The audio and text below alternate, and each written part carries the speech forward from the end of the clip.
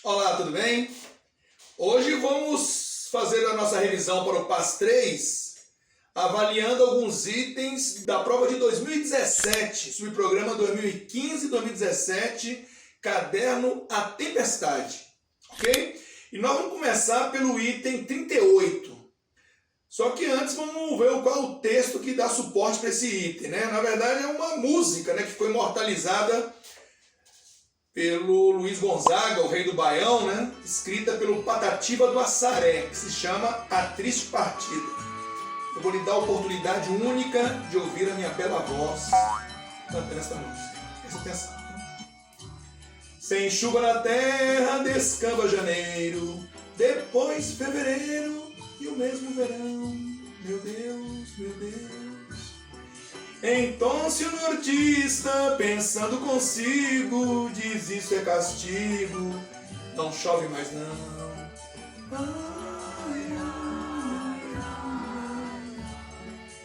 Nós vamos a São Paulo que a coisa tá feia, por terras alheias nós vamos vagar. Meu Deus, se o nosso destino não for tão mesquinho, pro mesmo cantinho nós torna a voltar.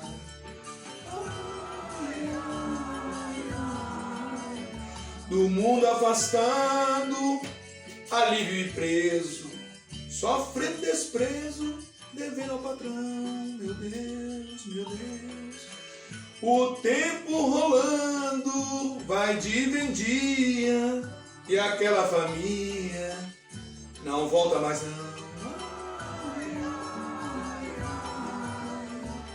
Distante da terra, tão seca, mas boa, exposto à garoa, à lama e ao baú. Meu Deus, faz pena o nortista, tão forte e tão bravo, viver como escravo no norte e no sul. Gostou ou não gostou da minha performance musical? Então vamos lá, galera. Essa música, você tá vendo, né? Ela fala sobre a migração, né, interregional, né, do nortista aí, pela descrição do nordestino, né, porque ele está fugindo da seca, né, e aí se fala muito do nortista, né, mas a referência é mais específica sobre o nordestino, o sertanejo nordestino, vindo para as terras do sudeste, para São Paulo, né, aquela migração clássica, né, do nordeste para o sudeste, em busca de trabalho, né, e sempre com o pensamento em poder um dia voltar, retornar à terra natal, né, mas sem reunir condições para isso, né. Então fala muito dos migrantes, né, nordestinos que vieram para o centro-sul do país, em especial para o sudeste, né, especificamente aí no caso da música para São Paulo, ok? Item 38. A mudança da capital federal para a região centro-oeste fez do Distrito Federal um dos polos de migração da população oriunda do Nordeste e do Sudeste.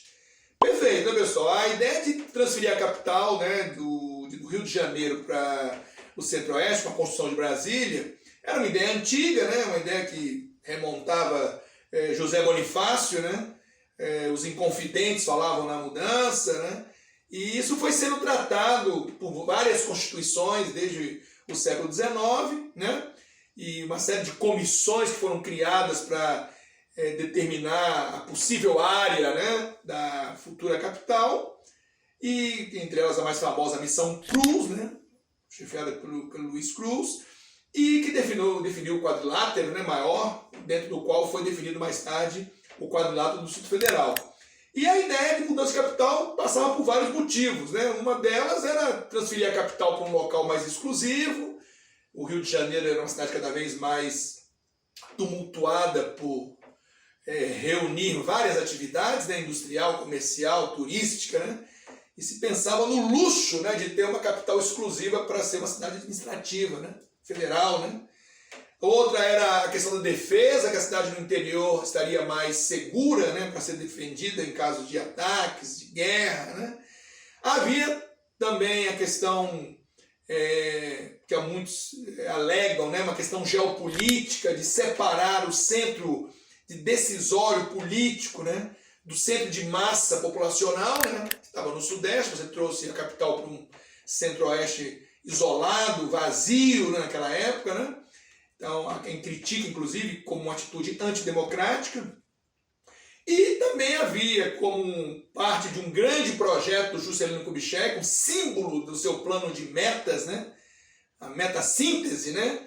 Do seu plano de metas, né? Coroando, né? Toda a epopeia, né? De 50 anos em 5, né? E a capital seria um espelho, né? Desse desenvolvimentismo, né?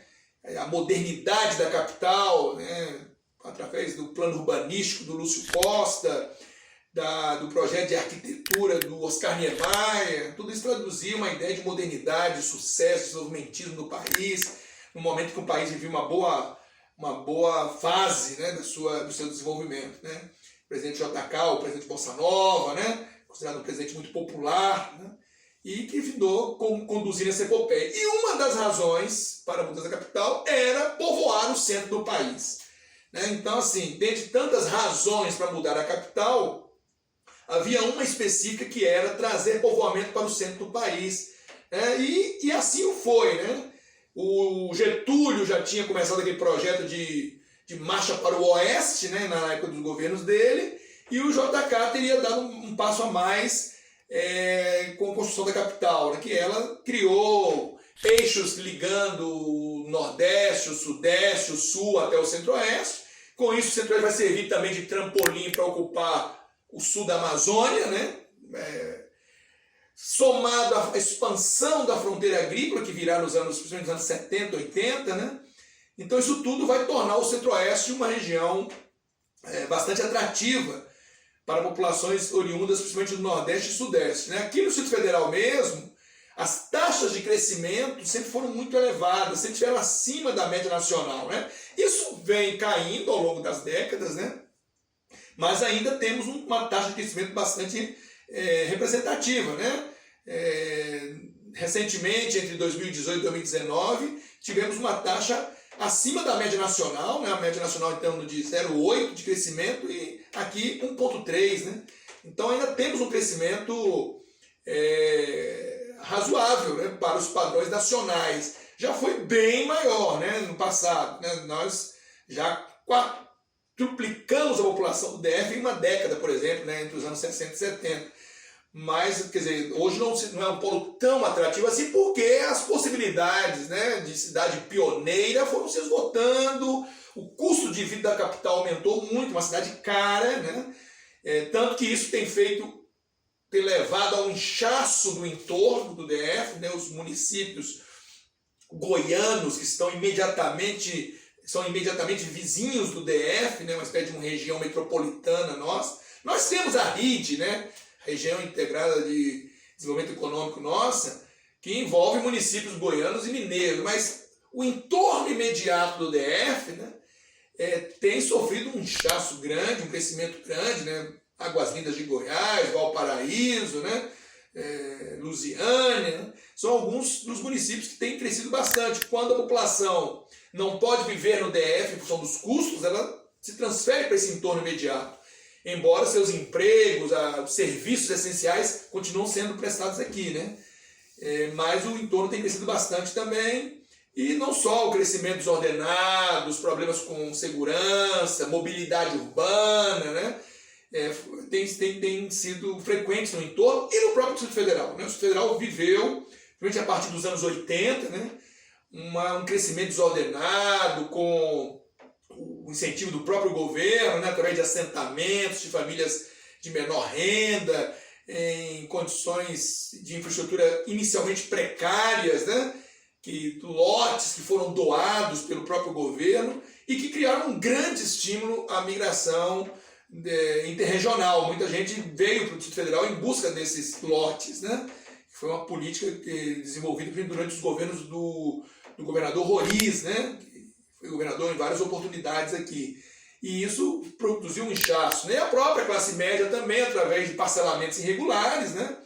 Em muitas áreas dedicadas a ser cinturão agrícola do DF, foram irregularmente parceladas. As colônias agrícolas, né? Que deixaram de ser agrícolas e se tornaram urbanas, a partir de um parcelamento irregular, desordenado, rápido, sem um planejamento, né? E até hoje enfrentam problemas, né? Com águas pluviais, com oferta de energia, com rede de esgotos, né? Há problemas ainda sendo solucionados nessas regiões, né?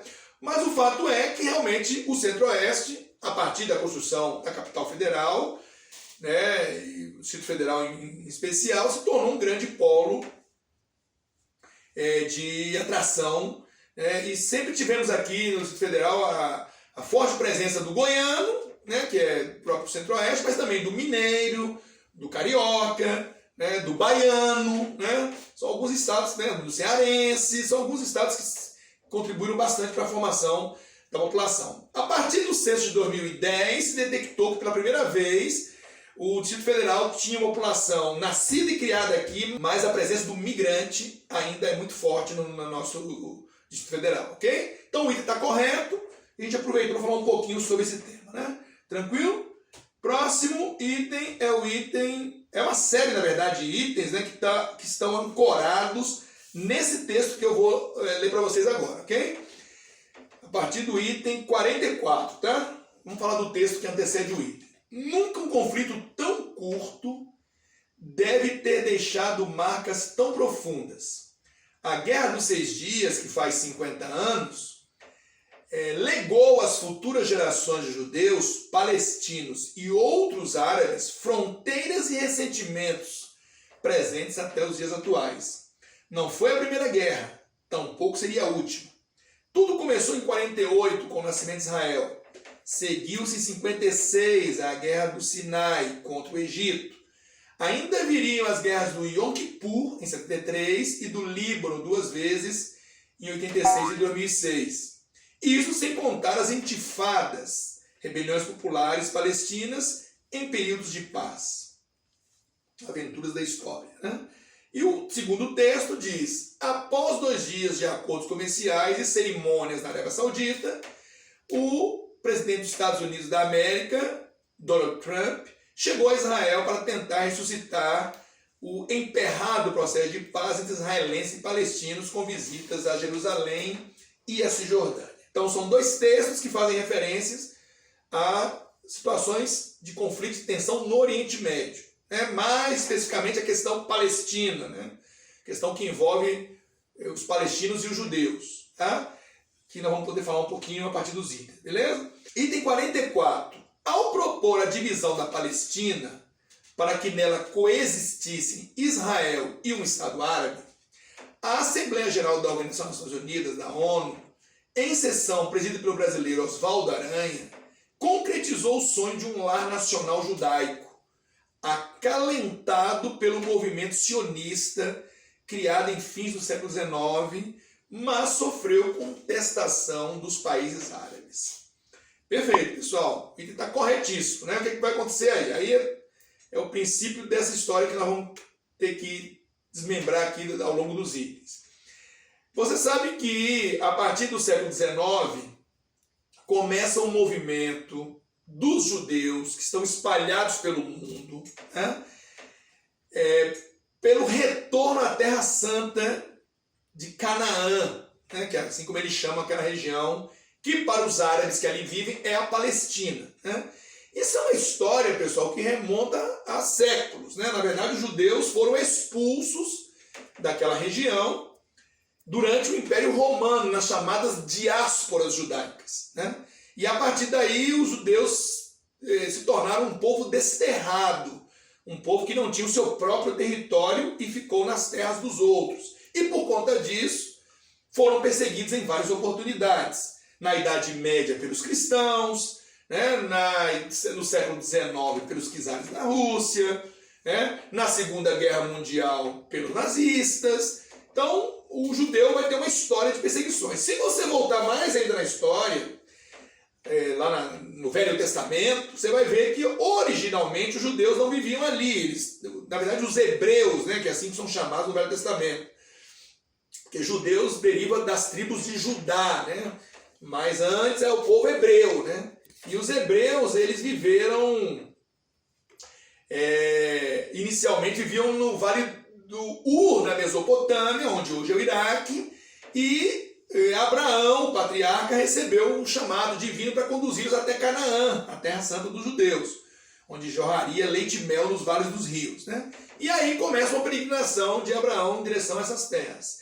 Os judeus, ao chegarem à terra de Canaã, vai se deparar com os filisteus, né, que lá estavam, e vai haver luta dos judeus para se fixarem nessa região. A passagem bíblica da luta entre Davi e Golias marca bem isso, né? A luta entre os judeus e os filisteus, né? E ali os judeus ficaram fixando-se, né? E depois, ao longo de sua história, eles foram removidos dessa área por forças maiores, né? Por exemplo, estiveram sob cativeiro no Egito, né? Quando foram libertados do cativeiro por Moisés, né? Aquela famosa história, né? Que o Moisés era filho de hebreus, mas sua mãe o colocou rio abaixo em um cesto, né? O primeiro caso de raft da história é o do Moisés, né? Que desceu um rio num cesto, né? E ele foi acolhido pela corte lá do faraó, né? Como uma criança órfã, né? E foi criada dentro da corte, quase como um filho ali do faraó, né? Só que no futuro ele descobre que ele é filho de hebreus e começa a contestar o faraó por escravizar o seu povo, né? E começa a falar da libertação do povo hebreu. E aí ele vai ser auxiliado nessa tarefa por famosas 10 pragas, né, que se abateram sobre o Egito, né? Da água virar sangue, da morte do primogênito, né? Da invasão dos sapos, né? E o dia virou noite, quer dizer, uma série de pragas que se abateram sobre o Egito, forçando o Egito a libertar o povo hebreu. E aí aquela travessia, a famosa travessia do Mar Vermelho, né? Depois no Monte Sinai ele se apodera das placas com os 10 mandamentos. Então é o Êxodos que se chama lá, né, na Bíblia, né? E aí depois eles estiveram sob cativeiro da Babilônia de Nabucodonosor, Ciro da Pérsia os libertou, né? E por fim, durante o Império Romano, quando Cristo nasceu judeu, né? Em meio ao Império Romano, só que Cristo contestou os dogmas do judaísmo, né? Como atira a primeira pedra aquele que nunca pecou, né? Retirou aqueles comerciantes das escadarias da igreja, ficou criando um celeuma com os fariseus e tudo mais, e findou sendo entregue para a crucificação, né? Traído, né? O povo pôde escolher entre ele e Barrabás, escolheram Barrabás para ser libertado, e Cristo foi crucificado. E ali é a cisão entre o judaísmo e o cristianismo, né? Aí Pedro fundará a igreja e dá origem ao cristianismo, né? E o judaísmo ficou marginalizado por isso, né? Por ter vitimado Cristo, né? E aí vem a perseguição cristã depois dos judeus na Idade Média, né? Onde os judeus foram muito perseguidos. E durante o Império Romano eles foram expulsos, a famosa diáspora, né? São 2 diásporas. E aí se espalham pelo mundo e passam a ser perseguidos historicamente. Como não tinham terra, se ligaram ao comércio, à troca de moedas, futuramente serão banqueiros, agiotas, comerciantes, né? E é por isso que você vê o judeu muito envolvido com o mundo financeiro e comercial, né? E aí acontece, no século XIX, o Theodor Herzl, um judeu europeu, fez uma conferência na Europa, onde ele reuniu judeus de toda sorte lá e criou o movimento sionista. O nome se baseia no Monte Sião, que é o Monte Sagrado de Jerusalém. O que é um movimento sionista? É um movimento que prega o retorno do judeu à Terra Santa, ao lar sagrado deles, né? Como judeus com maior poder aquisitivo passarão a financiar a migração de famílias judaicas para a Terra Santa de Canaã ou Palestina. Né? Lembre-se que após o Império Romano nós tivemos o Império Árabe. E após o Império Árabe, o Império Turco Otomano, que foi até a Primeira Guerra Mundial. Então essa região para a qual o judeu volta, ele se depara ao chegar lá com árabes que lá vivem, os chamados palestinos, são os árabes que vivem nessa região da Palestina, né? Que é assim chamada pelos árabes. E essa chegada dos judeus vai crescentemente gerando tensões, né? Porque os judeus, geração após geração que ali vai nascer, começaram a reivindicar o direito de ter seu próprio território, né? E não viver sob leis dos árabes, né? E isso vai gerar uma tensão crescente, principalmente nos anos 30, né? Onde grupos armados judaicos, né, vão se organizar, né, como o Haganá, o Irgun, né, que vão inclusive praticar atentados, né, contra alvos árabes, contra alvos britânicos, porque a Inglaterra assumiu o controle da região da Palestina, que estava sob o domínio do Império Turco, após a Primeira Guerra. Né? Terminada a Primeira Guerra, o Império Turco praticamente se esfacela todo, só sobra a Turquia, e a região do Oriente Médio foi fatiada, boa parte dela, entre franceses e ingleses, né? Nos chamados mandatos francês e britânico, no famoso acordo Sykes-Picot, né? Que gerou essa divisão. Então, a Palestina passou a ser um mandato britânico, né?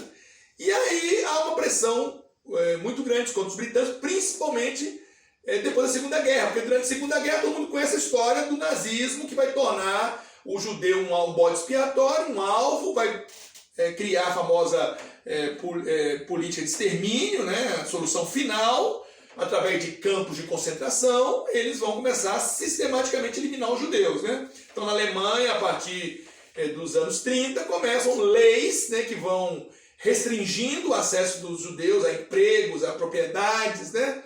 Até geograficamente eles começam a ser segregados em guetos, né? E dali começam a ser destituídos de suas propriedades, de suas riquezas, e passam a ser levados a campos de concentração, onde acreditam estar indo para trabalhar, né, muitos deles, né, e lá eles vão sendo exterminados maciçamente. Né, os nazistas criaram um modelo fordista de extermínio de vida, né, onde eles organizavam o campo de concentração para ser o mais eficiente possível, inclusive com a ajuda de empresas, né. Entre elas, a IBM criou uma máquina chamada Rollerit, que ajudava a cadastrar, né, e catalogar os judeus para melhor selecioná-los, né, e outras empresas que estiveram apoiando os nazistas, né, e com isso há um extermínio maciço desses judeus, né, nesses campos de concentração. Ao todo, mais de 6 milhões de judeus foram exterminados. O mais famoso é Auschwitz, né, onde 1,5 milhão foram exterminados. Mas não é o único, né? Tem Treblinka, Bergen-Belsen, Dachau, Sachsenhausen, né? Sobibor. Então, assim, são muitos, né, os campos de concentração que exterminaram sistematicamente os judeus. E passado a guerra, terminada a guerra com a derrota nazista, quando os aliados se deparam com os campos de concentração, né, porque muitos não sabiam da sua existência, o mundo fica muito chocado e comovido, né, e é a pressão dos judeus no mundo inteiro, e em muitos lugares são muito influentes, aumenta muito para que seja criado um lar nacional judeu. Né? E aí a ONU recém-criada, criada na Conferência de São Francisco, né, em 1945, a ONU toma medidas para um plano de partilha para a região. Né? Já havia sido... Os britânicos já haviam se pronunciado, o famoso Arthur Balfour, né, que era um secretário inglês, né, que se pronunciou favorável à criação de um lar para os judeus com a partilha da região, desde que se garantisse os direitos dos árabes. Né? A famosa declaração Balfour, né, depois da Primeira Guerra. E os judeus já estavam fomentando muito esse tema já há algum tempo. E agora, com o Holocausto, o mundo precisava dar uma resposta. Né? Então isso tudo mobilizou forças favoráveis, né, à criação do Estado de Israel. E realmente, nessa Assembleia Geral em 1947, chefiada pelo brasileiro, o diplomata Oswaldo Aranha, né, com 33 votos a favor, né, dos 56, 57 países na época que pertenciam à ONU, criou-se, né, o Estado de Israel e criou-se um plano de partilha para ter o Estado de Israel e o Estado da Palestina. Né? O plano de partilha prevê isso. O Estado judeu com mais ou menos 53% do território e o Estado palestino com 47%. Né? Os estudos eram baseados em muita terra que os judeus já tinham comprado, já tinham tomado posse, apropriado, né? E também a questão do acesso à água, seja do Rio Jordão, né? Ou seja, acesso ao mar, né? Tinha terra, parte dos territórios estavam em áreas desérticas, em Negev, né? E aí isso tudo entrou na conta, na partilha, né? E fizeram uma partilha. que os judeus, mesmo criticando, admitiram, né? Porque parte das terras adquiridas por eles não estava incluída no plano. E os árabes não aceitaram essa partilha, né? Então, de um lado, os judeus, mesmo com críticas, acatam a decisão da partilha, porque isso lhe dará o direito a um Estado, porém os palestinos e os árabes aliados não entenderam que tinha sido justo a criação do Estado de Israel em meio aos árabes e essa partilha, né? Então o que acontece? Logo imediatamente a resolução da ONU, há uma reação dos palestinos, então estabelece uma espécie de conflito civil na região, porém os britânicos começam a se organizar para deixar a região, né, para pôr fim ao seu mandato, retirar tropas e permitir o nascimento dos estados, né? E aí se dá, em 48, a proclamação do Estado de Israel pelos judeus. Porém, os árabes não aceitam, né? E aquilo que já estava acontecendo internamente, né, um confronto entre palestinos e judeus, se torna mais abrangente, porque vários países árabes se solidarizam aos palestinos e, aproveitando que os britânicos não estão mais defendendo a região, resolve atacar Israel no ato de sua fundação. É o nome que se dá da Guerra da Independência, né? Essa é a primeira guerra entre eles, né? Guerra da Independência em 1948, onde Líbano, Síria, Jordânia, Iraque, Egito, quer dizer, todos os vizinhos de Israel, do recém-nascido Estado de Israel, atacam o recém-nascido Estado judeu, né? E nessa guerra Israel vai se mostrar mais coeso, mais determinado, vai ter apoio internacional, enquanto os árabes não vão mostrar a mesma organização e coesão.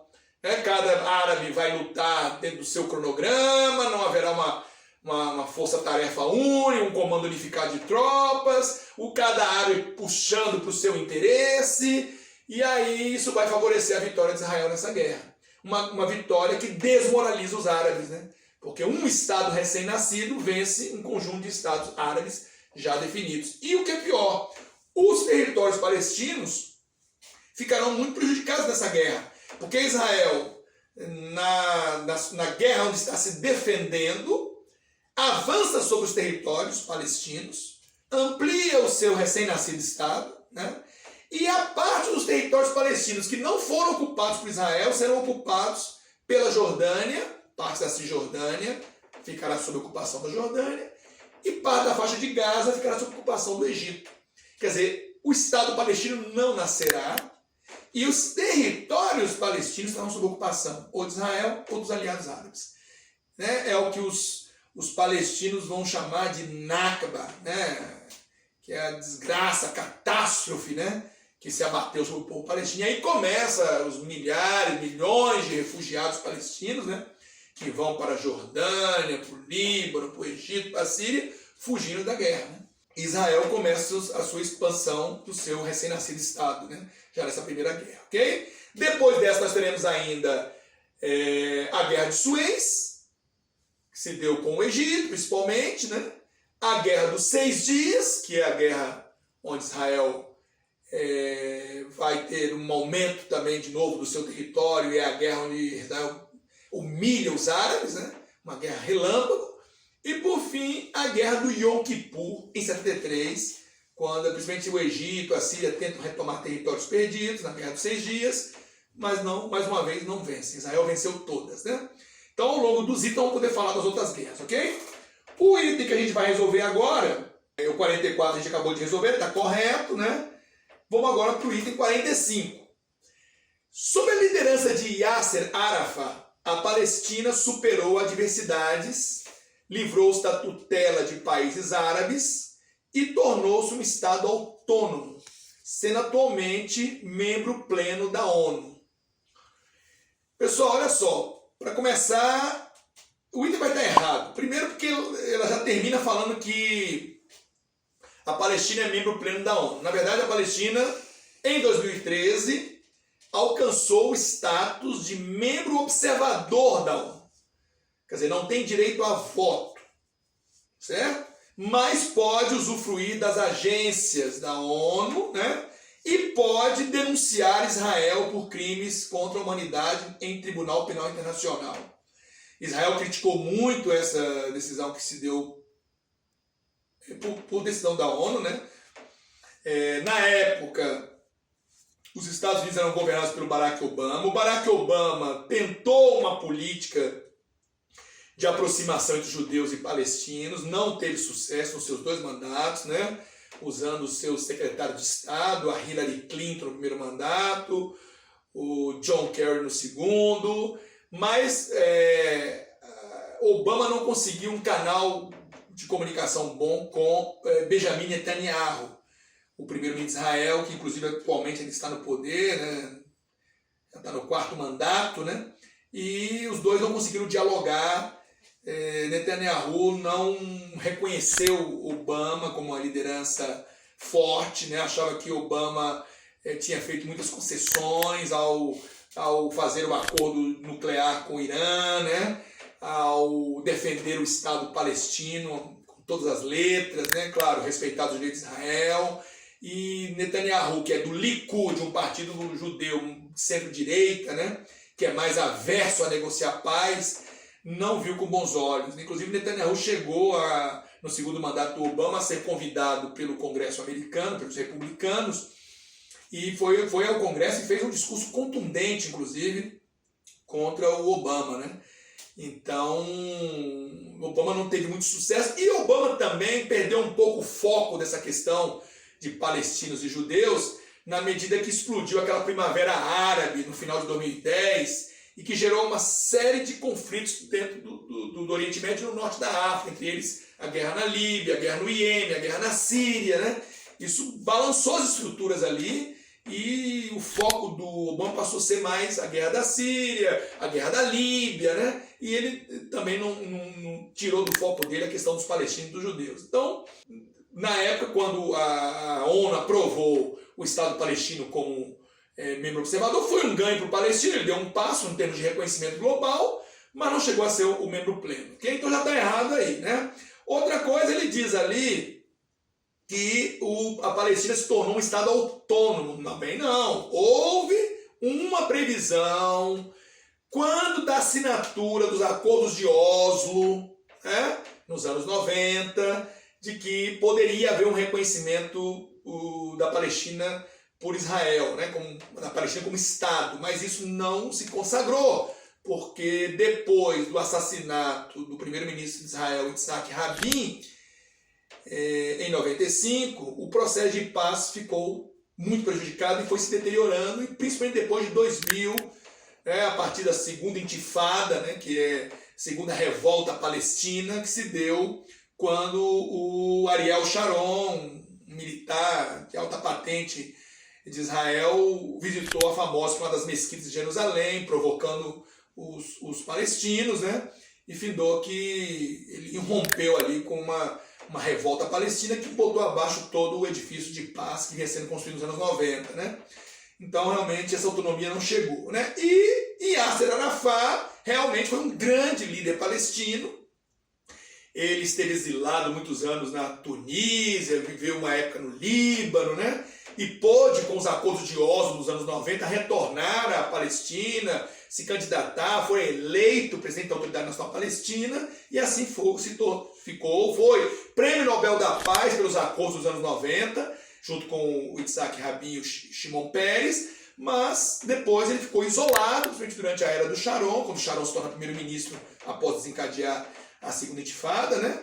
E Arafat morre em 2004, né?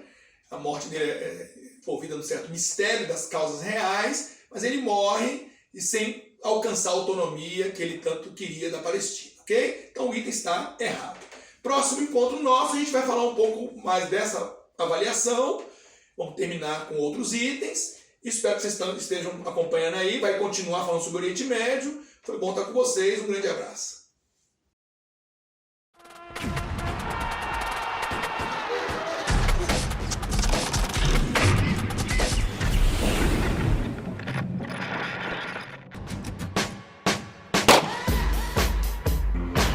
Tá na rodoviária já para pegar nosso ônibusinho para ir para Jerusalém, e dá para ver que tem mó galera de soldado na redondeza.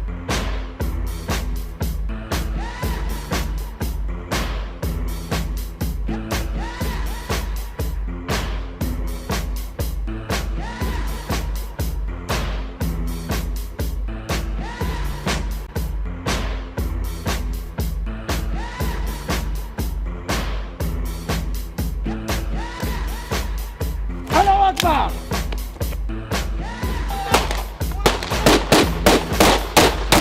caras não são brincadeira aqui não, cara.